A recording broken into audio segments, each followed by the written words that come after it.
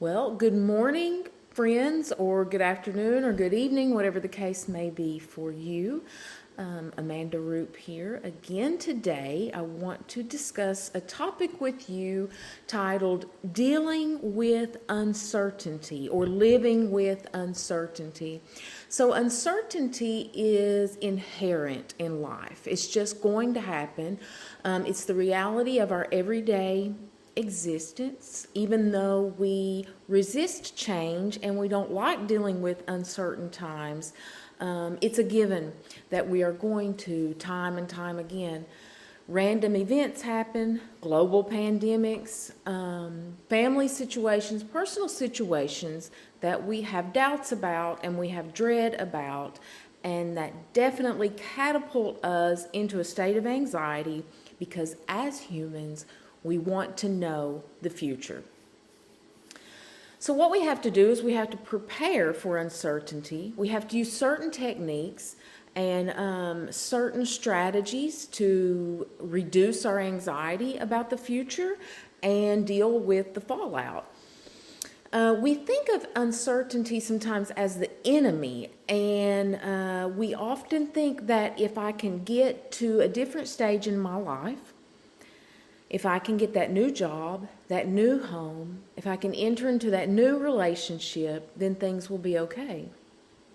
The issue with that is once we reach that new stage, it's always something else. That's how we're designed. That's how our brains work. We're always wanting to move on to the next thing.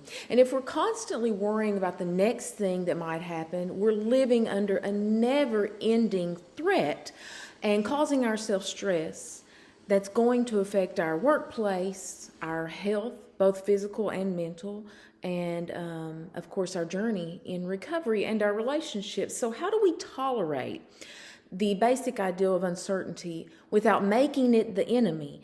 And how do we learn to live in its existence? Well, I have a few little techniques here that I want to share with you today for dealing with uncertain times, and hopefully you'll be able to apply these and you'll see that they are extremely useful. The first one I would like to share is don't resist. You know, we've often heard it said that what we resist persists. If we deny our current reality, if we resist what our current state of life is, then we will never recover and we will never grow. We have to come to terms with where we are now. For example, you may find that recovery is challenging. You may have some unanswered questions about your future, but instead of worrying about that and dreading that and mulling over that in your head every day, just accept where you are now. Acknowledge your doubts.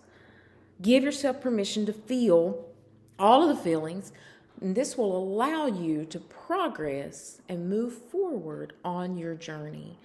The second thing is to invest in yourself. The best resource you have is you. How many times have I said that? But it's really true. When we're depleted, our most valuable asset, which is ourself, is damaged. Think about it this way.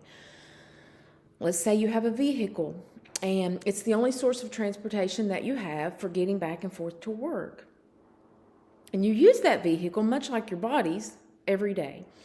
But you're not changing the oil, you're not checking the tires, you're not checking any of the fluids, you're doing zero maintenance on that vehicle. There's a very, very, very high chance that that vehicle is either going to stop performing so well and cause you issues or just stop altogether. And the same thing is with our bodies. You know, if we don't maintain our bodies, if we don't set boundaries, if we don't do things to work on our mental health, then we're going to put ourselves in a position where we're not performing optimally. And when we can't perform to our highest level, then we certainly can't deal with difficult, challenging, uncertain times. So self-care is not selfish. I said it in the self-care lesson. If you've already watched that, there's a big misconception that when we take time for ourselves and when we do things to pour into ourselves, that we're being selfish and we're neglecting others. But it's vital in facing the challenges involved with living with uncertainty. 3, finding healthy coping skills to deal with our doubts about the future. Now, obviously, we haven't had the best coping skills up till now. A lot of us will turn to drugs, alcohol, different kind of substances. Maybe even social media can become an issue in distracting you and seemingly helping you with your doubts about the future.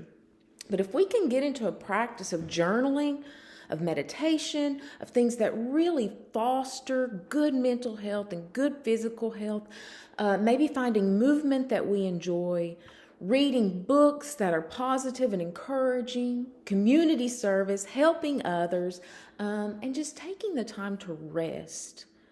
Finding those restorative, healthy habits will help us deal with the ever-changing times that we all face.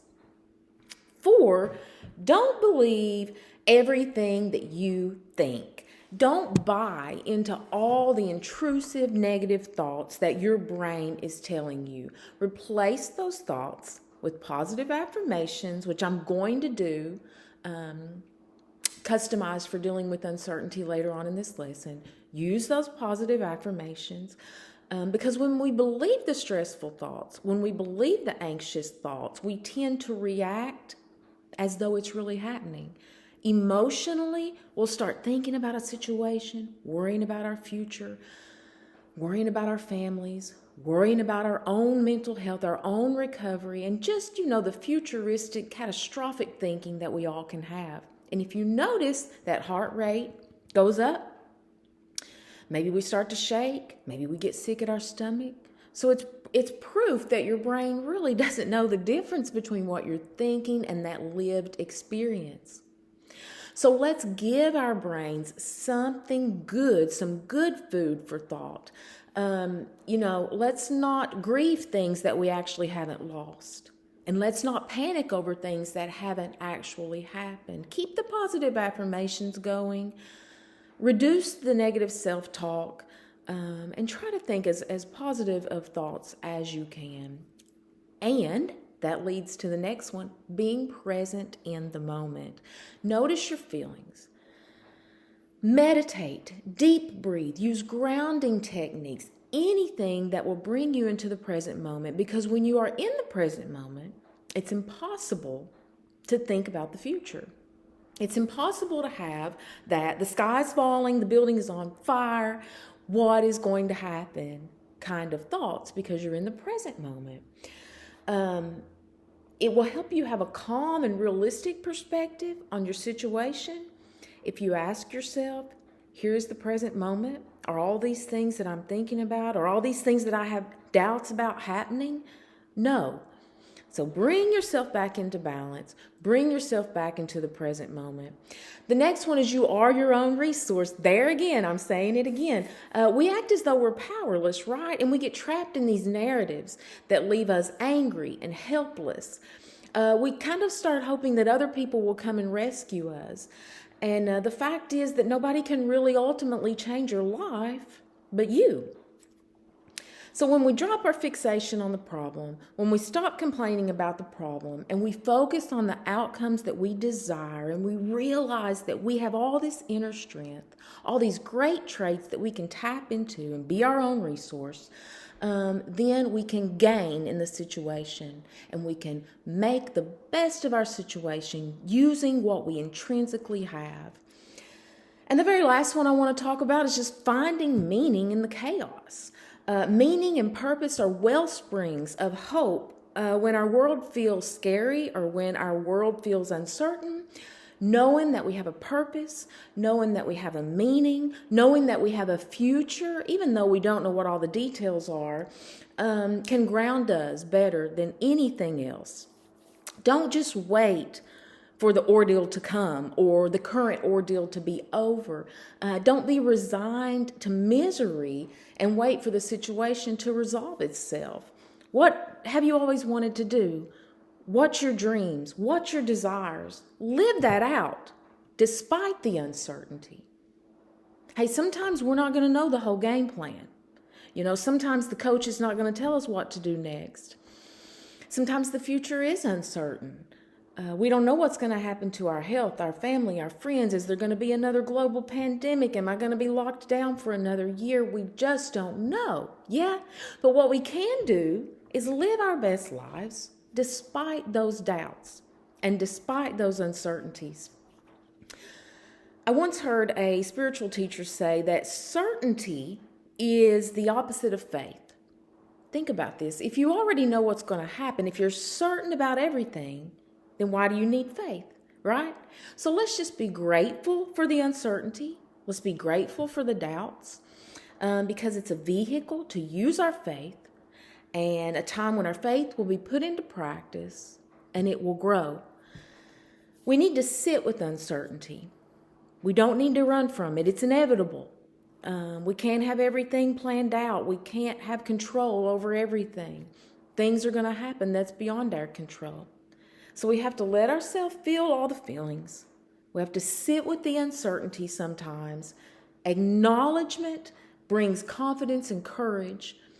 That a lack of knowledge is what drives our curiosity, uncovering a new understanding, a new expectation for growth, a new expectation for our future, instead of being doubtful and dreadful of what's going to happen next. It'll help us grow. We'll be more equipped to deal with the next thing and the next thing and the next thing. So I know that was a lot of information in about 12 minutes, and it is a big topic that we all deal with. And certainly for those of us in recovery, those of us that's fighting an addiction, we kind of want to know what's going to happen next. We want to know that everything is going to be okay. But what we have to do is trust in ourselves, trust in the process, be mindful, take those deep breaths, say your positive affirmations, right? And know that everything will be okay. We don't know how or when or what it's going to take to get there. But living in uncertain times will help us grow our faith, grow our character. So I'm going to go over these really quickly. I'm just going to list them in case you missed something. So don't resist. Accept where you are now. Invest in yourself. Self-care is vital and important to dealing with those doubts and dealing with that uncertainty. Finding healthy coping skills, which we're all trying to do now in recovery. Don't believe everything you think. Your brain will fool you. It will play games with you. Don't think into the future. Don't get yourself in a tizzy. It hasn't happened yet. Be in the present moment. Take inventory of what's happening now. Be here now. Not back here or way into the future, but right here. You are your own resource. Tap into that internal strength. Find meaning in the chaos, and these techniques will help you living with uncertainty. I sure hope you've enjoyed this little mini lesson and that you have found it useful. I'll be back again with some positive affirmations customized for living in uncertain times. I thank you so much for listening to me. I'm honored to be a part of your recovery journey, and I'll be talking to you again very soon. Thank you.